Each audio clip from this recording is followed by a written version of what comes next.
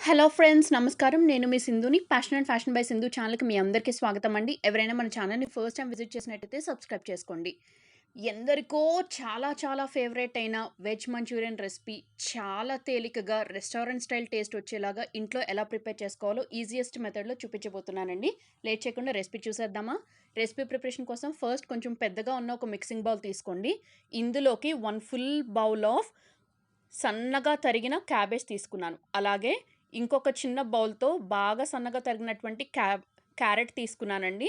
ఈ క్యారెట్‌ని రఫ్‌గా మిక్సీ జార్‌లోకి వేసేసి కొంచెం పీసెస్‌గా ఉంచుకున్నాను. అలాగే కొంచెం తురిమి కూడా తీసేసుకున్నాను. సో, 2 టుగెదర్‌గా తీసుకున్నాను. ఇందులోకి ఒక 10-15 వరకు బీన్స్ తీసుకొని బాగా సన్నగా తరిగి ఆ బీన్స్ పీసెస్ కూడా వేసేసాను. ఇప్పుడు ఈ వెజిటబుల్స్ అన్నీ కూడా ఒకసారి హ్యాండ్స్‌తో బాగా మిక్స్ చేసుకోండి. దానివల్ల మనకి క్యాబేజ్ అలాగే క్యారెట్‌లో ఉన్న మాయిశ్చర్ అనేది రిలీజ్ అవుతుంది. ఇప్పుడు ఇందులోకి ఒక 3 టేబుల్ స్పూన్స్ వరకు మైదా పిండి అనేది వేసేసాను. తర్వాత 3 టేబుల్ స్పూన్స్ వరకు కార్న్ ఫ్లోర్ అనేది వేశాను. మనం ఫస్ట్ ఎప్పుడు కూడా ఇలాంటి Manchuria or else Chinese kind of recipes prepare చేసేటప్పుడు ఒకేసారి పిండి మొత్తం ఎక్కువ వేయకూడదండి. సో, ఇప్పుడు టేస్ట్‌కి సరిపడా సాల్ట్ కూడా వేసేసి ఒకసారి చేత్తో బాగా కలుపుకోండి. మనం తీసుకున్న కార్న్ ఫ్లోర్ అలాగే మైదా పిండి ఈ వెజిటబుల్స్ మిశ్రమానికి సరిపోయింది. ఇంకా అవసరం లేదనుకుంటే ప్రాసెస్ అనేది కంటిన్యూ చేసేయండి. మనం ఇలా పిండుతున్న కొద్దీ దాని నుంచి వాటర్ కంటెంట్ అనేది రిలీజ్ అవుతూ ఉంటుంది కదా! సో, ఇప్పుడు మనకి పిండి అనేది బాగా లూజ్‌గా ఉందనుకోండి, మంచూరియన్ బాల్స్ అనేవి ఆయిల్‌లో వేయగానే విడిలిపోతాయి. అలా అని పిండి బాగా టైట్‌గా ఉందనుకోండి, మంచూరియన్ బాల్స్ గట్టిగా వస్తాయి. సో, అవసరానికి తగినట్టు కొద్ది కొద్దిగా మైదా పిండి అలాగే ఇంకొంచెం కార్న్ ఫ్లోర్ అనేది ఎక్స్‌ట్రా యాడ్ చేసుకుంటూ పిండనేది ఈ టెక్స్చర్‌లో ఈ వీడియో క్లిప్‌లో చూపిస్తున్న టెక్స్చర్ వచ్చేదాకా మీరు కలుపుకోవాలి. అవసరం అనిపిస్తే మీరు ఎంత మైదా పిండి, కార్న్ ఫ్లోర్ వేసినా ఇంకా పిండి జారుడుగా ఉందనుకోండి, అప్పుడు 1 ఆర్ 2 టేబుల్ స్పూన్స్ బియ్యపు పిండి అనేది వేయండి. అప్పుడు మీకు పిండి అనేది పర్ఫెక్ట్ టెక్స్చర్‌కి వచ్చేస్తుంది. సో, రెడీ అయిపోయిన ఈ పిండి మిశ్రమం నుంచి చిన్న చిన్న బాల్స్ లాగా చేత్తో ప్రిపేర్ చేసుకొని ఒక వెడల్పుగా ఉన్న ఒక ప్లేట్‌లోకి పెట్టేసుకొని ఉంచేసుకోండి. బాల్స్ అనేవి ఒకదాని మీద ఒకటి వేయకండి. కొంచెం గ్యాప్‌తో పెట్టేసుకోండి ప్లేట్‌లో. ఇప్పుడు స్టవ్ మీద ఒక కడాయి పెట్టుకోండి. కడాయిలోకి డీప్ ఫ్రై సరిపడా ఆయిల్ అనేది పోసి ఆయిల్ బాగా హీట్ చేయండి. ఆయిల్ బాగా హీట్ అయిపోయిన తర్వాత ఫ్లేమ్‌ని లోలోకి అడ్జస్ట్ చేసేసుకోండి. మనం ముందుగా చుట్టి పెట్టుకున్నటువంటి ఈ బాల్స్ ఉన్నాయి కదా! ఈ బాల్స్‌ని ఈ ఆయిల్‌లోకి నిదానంగా వేసేసేయండి. ఇప్పుడు ఫ్లేమ్‌ని మీడియంలోకి ఉంచుకుని ఈ బాల్స్ మొత్తం మంచి గోల్డెన్ బ్రౌన్ కలర్ వచ్చేలాగా కుక్ చేసుకోవాలి. సో, కొంచెం టైం అనేది పడుతుందండి. మీరు బాల్స్ వేయగానే ఇమ్మీడియేట్‌గా కడాయిలోకి గెరిటె అనేది పెట్టొద్దు. దానివల్ల మనకి బాల్స్‌లో ఉన్న స్టిక్కీ నేచర్ ఏదైతే ఉంటుందో అది గెరిటెకి అంటుకుపోయి మొత్తం చెదిరైపోతుందండి. సో, కొంచెం ఒక 1 మినిట్ అలా ఉంచిన తర్వాత ఈ బాల్స్‌ని ఆయిల్‌లోనే అటు ఇటు రొటేట్ చేస్తూ అంటే ఫ్లిప్ చేస్తూ కింద పైన కూడా యూనిఫార్మ్‌గా మొత్తం కుక్ అయ్యేలాగా చూపిస్తున్నాను చూడండి. ఈ వీడియో క్లిప్‌లో వచ్చినట్టు మంచి గోల్డెన్ బ్రౌన్ కలర్ వచ్చేదాకా కుక్ చేసుకోవాలి. సో, మంచి గోల్డెన్ బ్రౌన్ కలర్ వచ్చిన తర్వాత ఒక జాలీ హెల్ప్‌తో ఎక్సెస్ ఆయిల్ మొత్తం డ్రైన్ ఆఫ్ చేసేసి ఆ బాల్స్‌ని ఒక ప్లేట్‌లోకి తీసుకొని పక్కన పెట్టుకోండి. నేను రిమైనింగ్ పిండిలతో అంతటితో బాల్స్ ప్రిపేర్ చేసి ఆ బాల్స్‌ని సెకండ్ బ్యాచ్‌గా నేను ఈ ఆయిల్‌లోకి ఫ్రై చేస్తున్నాను. మనం usually restaurants or else any fast food సెంటర్‌లో చూసినప్పుడు ఈ మంచూరియా ఇలాంటి కొన్ని కైండ్ ఆఫ్ రెసిపీస్ చూసి, డిషెస్ చూసి అబ్బా! చాలా కాంప్లికేటెడ్ ఏమో అనుకుంటాము. కానీ కొన్ని బేసిక్ టెక్నిక్స్ ఫాలో అయ్యి కొన్ని సాసులు మన దగ్గర రెడీగా పెట్టుకుంటే రెస్టారెంట్‌కి మించి టేస్ట్ మనమే ఇంట్లో రీక్రియేట్ చేయొచ్చండి. సో, నా సెకండ్ బ్యాచ్ ఆఫ్ బాల్స్ కూడా ఫ్రై అయిపోయినాయి. వాటిని కూడా నేను డ్రైన్ ఆఫ్ చేసి అదే ప్లేట్‌లోకి తీసేసుకున్నాను.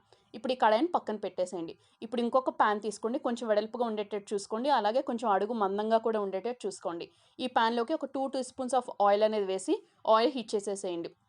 ఆర్ ఎల్స్ ఇందాక మీరు బాల్స్ ఫ్రై చేయడానికి యూజ్ చేసిన ఆయిల్ ఉంది కదా! ఆ ఆయిల్‌ని ఇందులోకి పోసేసుకుంటే ఆల్రెడీ హీట్‌గా ఉంటుంది కాబట్టి ప్రాసెస్ అనేది కొంచెం ఫాస్ట్ అయిపోతుంది. ఇప్పుడు ఇందులోకి మీరు తినాలనుకుంటున్న ఘాటుకు తగినట్టుగా పచ్చిమిర్చి తీసుకోండి. ఇక్కడ నేను తీసుకున్న పచ్చిమిర్చి బాగా స్పైసీగా ఉంది కాబట్టి నేను ఒక 5 పచ్చిమిర్చి మాత్రమే తీసుకొని బాగా సన్నగా ముక్కలుగా తరిగి వాటిని వేసేసుకున్నాను.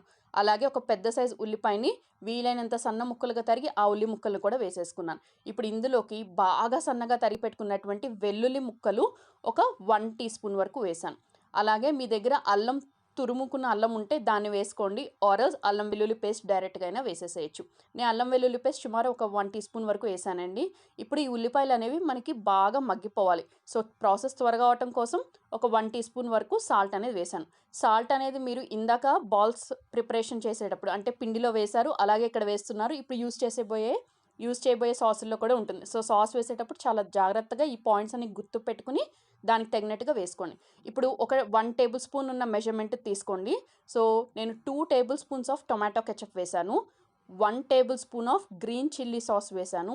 అలాగే ఇప్పుడు 1 టేబుల్ స్పూన్ ఆఫ్ చిల్లీ అంటే రెడ్ చిల్లీ ఉంటుంది కదా, so red chilli plus garlic combination ఉన్న సాస్ వేసాను. మీ దగ్గర ఓన్లీ రెడ్ చిల్లీ సాస్ ఉంటే అది కూడా యూస్ చేసుకోవచ్చు. ఇప్పుడు ఇందులోకి 1 టేబుల్ స్పూన్తో నేను వెనిగర్ వేస్తున్నాను. వైట్ వెనిగర్, కుకింగ్ వెనిగర్ ఇవి మనకి మార్కెట్లో అవైలబుల్లో ఉంటాయి. సో ఈ వెనిగర్ని యూస్ చేయాలి. ఇప్పుడు ఇందులోకి 1 టేబుల్ స్పూన్ సోయా సాస్ వేస్తున్నాను. నేను 2 డేస్ బ్యాక్ మన ఛానల్లో వీడియో పోస్ట్ చేశాను కదా, హోమ్మేడ్ సోయా సాస్. సో ఆ హోమ్మేడ్ సోయా సాస్ నేను ఇక్కడ 1 టేబుల్ స్పూన్ వేసాను. ఇప్పుడు ఈ సాస్, ఈ ఆనియన్స్ మిక్స్చర్ మొత్తం కూడా బాగా టాస్ చేసేసుకోండి. ఫ్లేమ్ని మీడియంలో ఉంచుకుని బాగా ఇదంతా ఒక థిక్ గ్రేవీ టెక్స్చర్ వచ్చేలాగా మనం కుక్ చేసుకోవాలి. ఇప్పుడు ఇందులోకి ఒక 1 టీ స్పూన్ వరకు బ్లాక్ పెప్పర్ పౌడర్ అంటే నల్ల మిరియాల పొడి వేసాను. ఈ మిరియాల పొడి వేయటం వల్ల ఘాటుగా తినేటప్పుడు మంచూరియా అనేది చాలా చాలా బాగుంటుంది. ఇప్పుడు ఇందులోకి ఒక 1/2 టీ స్పూన్ మాత్రమే షుగర్ అనేది వేస్తున్నాను.